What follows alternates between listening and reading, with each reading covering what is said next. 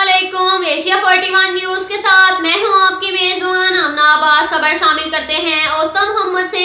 मुत्तहिदा labour federation जिला जाफराबाद के chairman Mumtaz Ali Kalachi, irrigation employees union के जोनल सदर कामरेड मोहम्मद पनाह चांडियो और दीगर ने प्रेस कॉन्फ्रेंस करते हुए कहा, मुत्तहिदा लेबर फेडरेशन बलोचिस्तान के सूबाई सदर अली बख्श जमाली और उनके दीगर साथियों पर झूठे मुकदमात और इल्जामात की भरपूर मजम्मत करते हैं।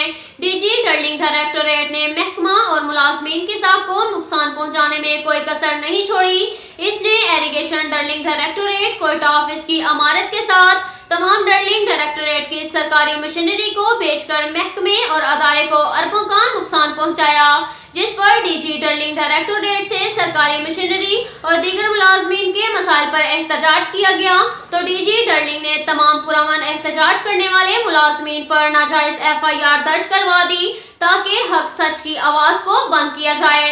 डर्लिंग डायरेक्टोरेट के तमाम मुलाजमीन की नाजायज तनख्वाह कटौती की एरीगेशन एम्प्लॉयज एसोसिएशन की भरपूर मजम्मत करते हैं, जबकि मुअज़्ज़िज़ अदालत हाई कोर्ट की जानिब से फैसला किया गया कि बगैर NOC के गैर कानूनी ट्यूबवेल्स लगाने से मना किया गया, लेकिन डीजी डर्लिंग डायरेक्टोरेट प्राइवेट ठेकेदारों की मशीनरी और PHE को NOC के पैसे लेकर जारी की जा रही है। इस बारे में यूनियन हाज़ा सरापा एहतजाज रही, लेकिन मज़कूरा डीजी डर्लिंग अपने कारोबार में मसरूफ है। आज मुअर्रख 13 सितंबर को पूरे बलोचिस्तान में पुरअमन रैलियां निकाली जा रही हैं और तमाम मुलाजमीन सरापा एहतजाज हैं। हम मिनिस्टर एरीगेशन डिपार्टमेंट से मुतालबा करते हैं कि झूठी FIR को खत्म किया जाए और डीजी एरीगेशन के खिलाफ महकमाना कार्रवाई अमल में लाई जाए।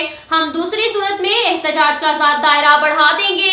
अब तक के लिए इतना ही काफी है। मिलते हैं अगले बुलेटिन में, हमारे साथ रहिएगा। अल्लाह हाफिज।